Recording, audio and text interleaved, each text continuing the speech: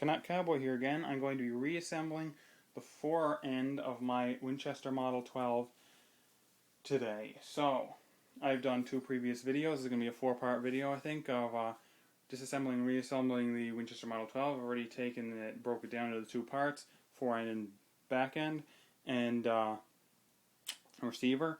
And I'm going to, in these next videos, I'm going to be putting it all back together again, reassembling the, I'm going to start here with the foregrip because I have it right on my workstation here, and then I'm going to move on to the receiver and buttstock in the next video. So let's get started.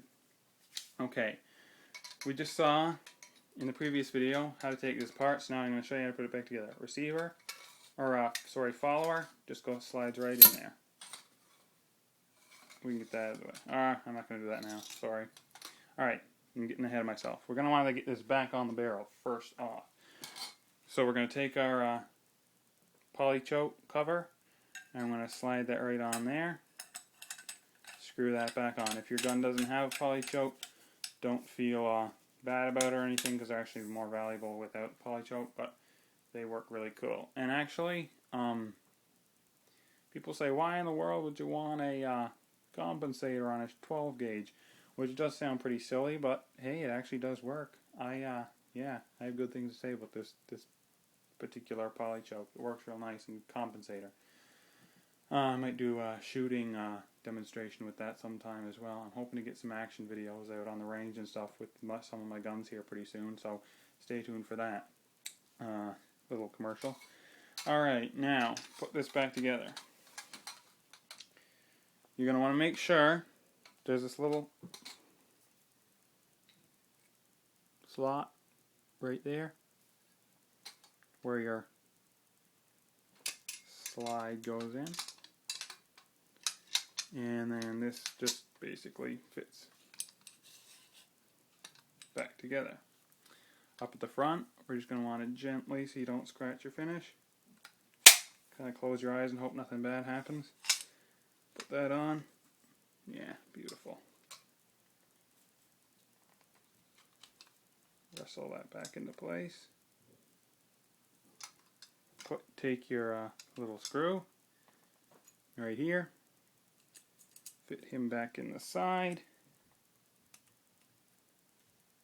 As I say, this is not an easy shotgun to break down. It is quite complex, and probably not for the beginner. If you're just cleaning it, you probably can just clean out the bore and do what you can from the side there.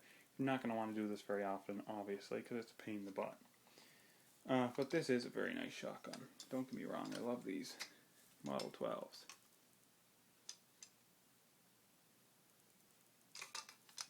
Alright.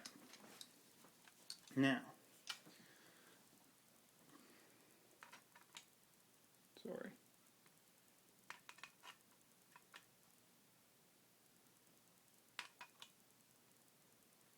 Trying to get this perfect. Making sure everything is lined up good. Alright, beautiful. Now, what we're going to want to do is right down here, I don't know if you can see it, but there's an arrow right there pointing down, and right there on the right here where it attaches in, I don't really know what that's called, but right where it attaches into the frame of the barrel, there's another arrow. Those, when it's all back together, have to line up, but they don't have to line up until you've shoved this back in and twisted it. That's when they have to line up. So you got to work it out so that they're going to do that when you're done, but not while you're still working on it. So I'll show you how to do that. Put your follower in. Put your spring in. Bear with me, I hate putting these things in. They're just a big pain in the butt.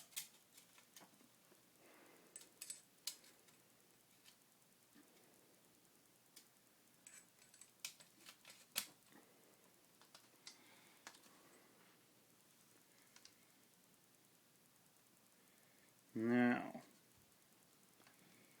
Here comes the tricky part.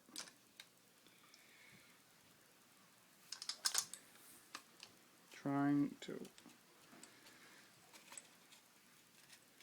line everything up.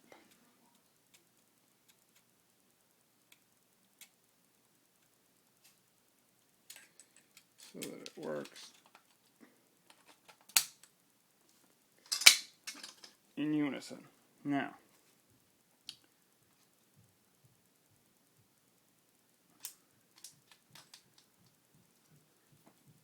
push that in, put your pin in. Sorry, I'm not giving commentary, I'm getting too involved in this.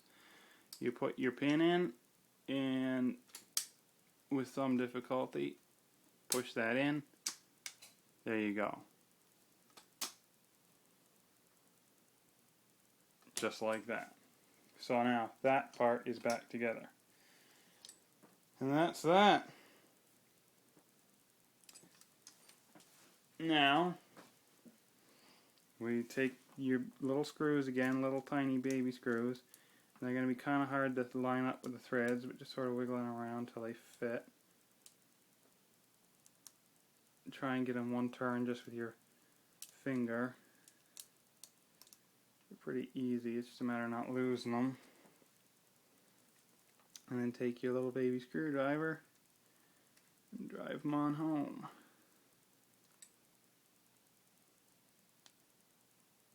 Don't make them too tight. We want them tight enough, not where you like strip the guts out of them. Because that's counterproductive.